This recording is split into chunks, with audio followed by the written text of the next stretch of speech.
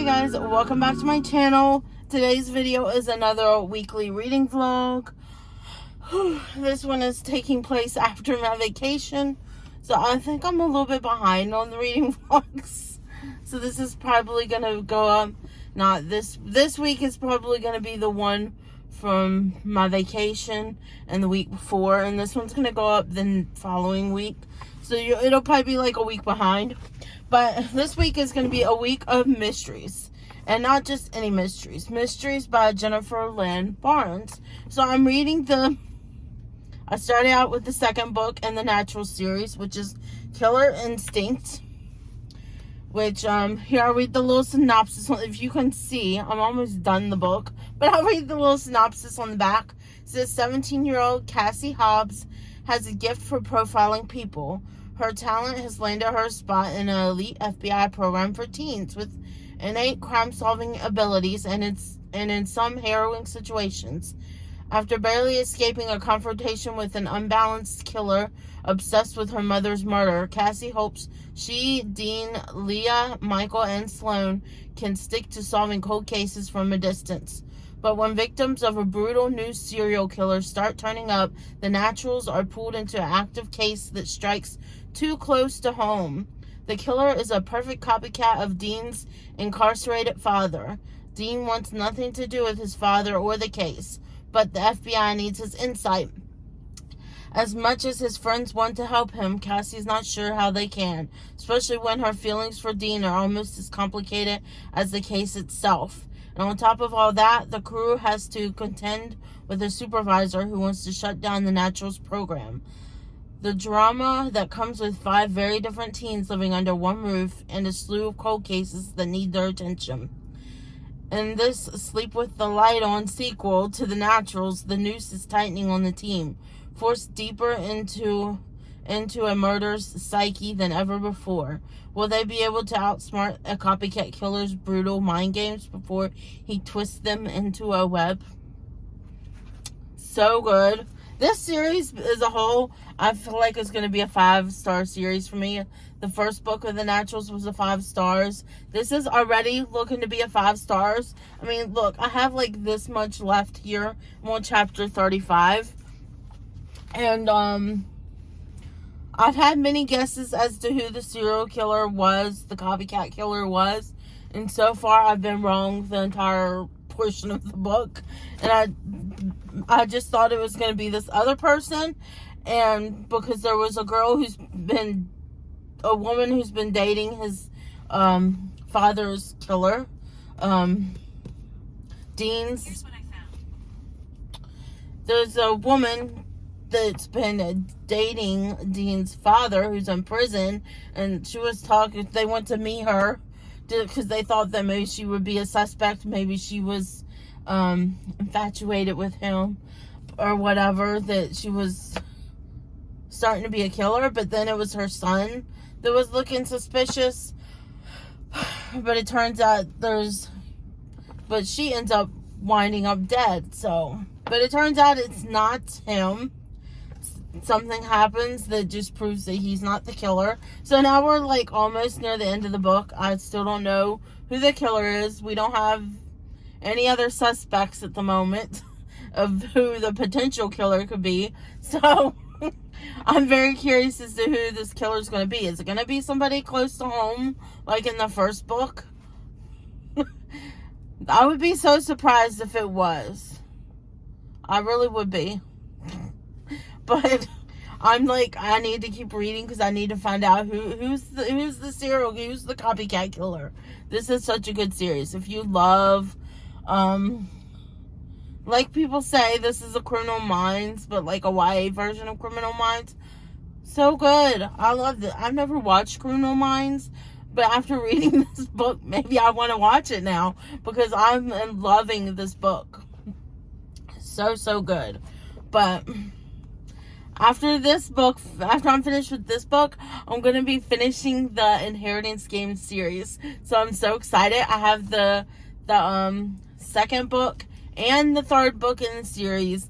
And soon I might be able to get the fourth book, which is kind of not really It's not part of the Inheritance Games series. It's more of like a companion novel that's about the Hawthorne boys.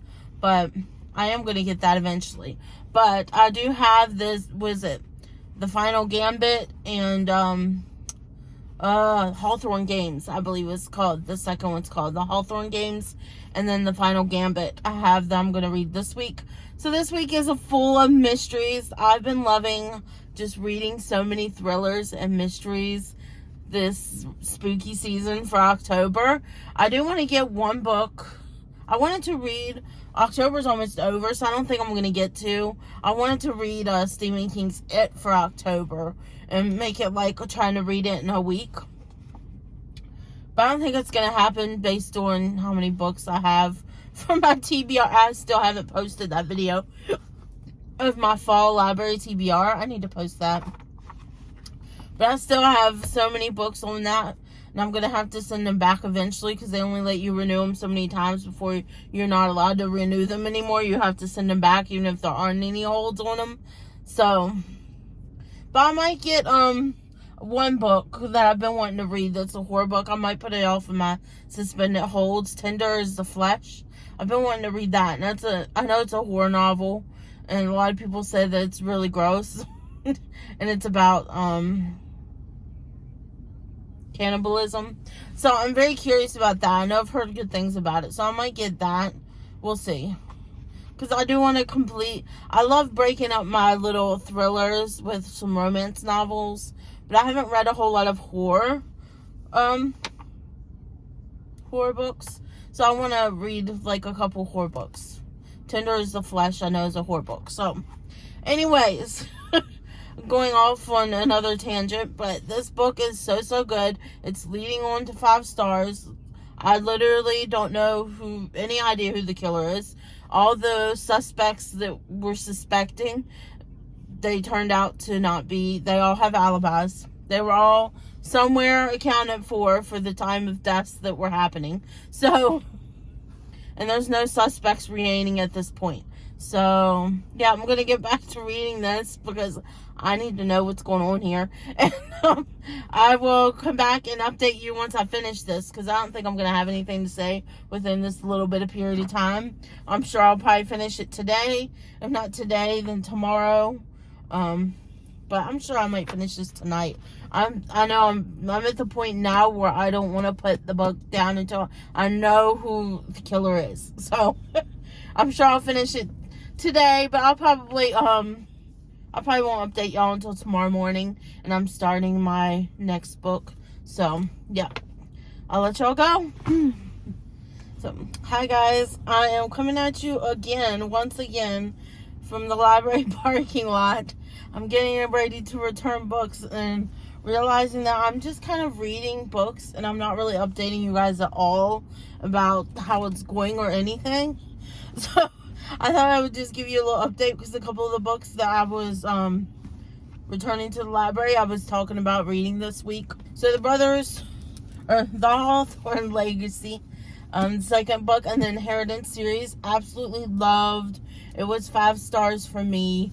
It's just, I don't know, I just love it. I love the puzzles. I love the riddles. I love everything about these books. So good. So, there's that one. If I don't want to really give too much of a synopsis about this one because it's a sequel. And I don't want to give away anything that might happen in the series for anybody who hasn't read the series yet like me. But, let's just say in this series you find out for sure whether she's whether Avery is a descendant of the Hawthorns or not. You do find out in this book about that situation and everything. So after that book, I had The Final Gambit that I read. So good. I love the ending to this.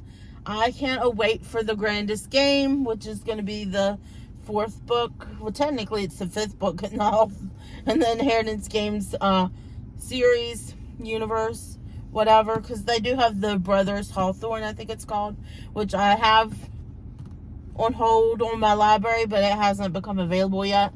It's the newest one. But then they have The Grandest Game that's coming out yet, which is pretty much teased at the end of this book. But this was so good. I really enjoyed it.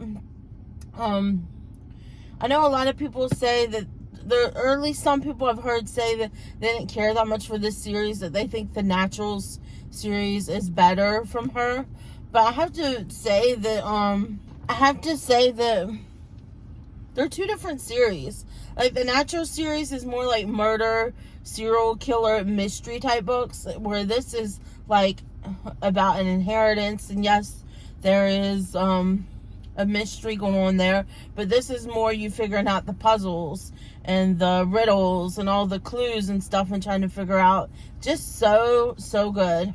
I loved it.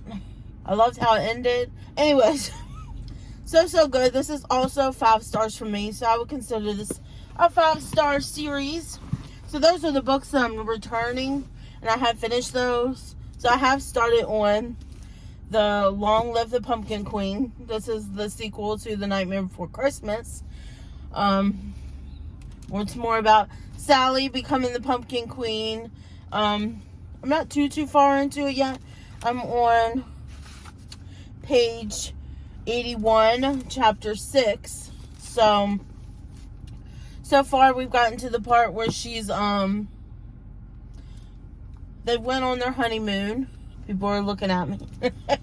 So far, we've went on the part where they're married. They're going on their honeymoon at the beginning of the book. They take their honeymoon in the tree that has the red heart on it in Nightmare Before Christmas, which is Valentine's Town.